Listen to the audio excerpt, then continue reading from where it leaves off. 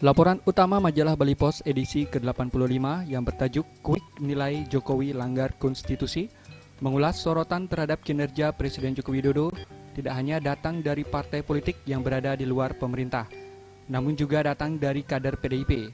Bahkan mereka menilai Presiden Jokowi telah melanggar konstitusi terkait dengan penerapan harga BBM. Menko Equin di era Megawati, Kwik Kian-gi, menilai pemerintahan Presiden Jokowi telah menyalahi UUD 1945 karena menerapkan harga BBM dengan menyerahkan kepada mekanisme pasar.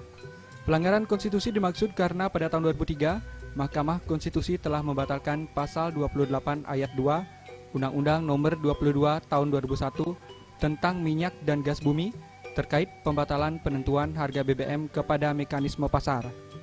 Sementara itu, Ketua Tim Reformasi Tata Kelola Minyak dan Gas Faisal Basri menyatakan bahwa penyampaian harga BBM oleh Pertamina dinilai tidak transparan. Faisal Basri membandingkan data harga BBM di Asia dari Pertamina dengan data dari Global Petrol Prices, terlihat memang sama, tetapi standarnya ternyata berbeda. Laporan utama lainnya bertajuk Bali juga terdampak, mengulas pernyataan sejumlah pengamat yang menyebutkan Bali sebagai daerah pariwisata diuntungkan dengan melemahnya nilai tukar rupiah tidak sepenuhnya benar.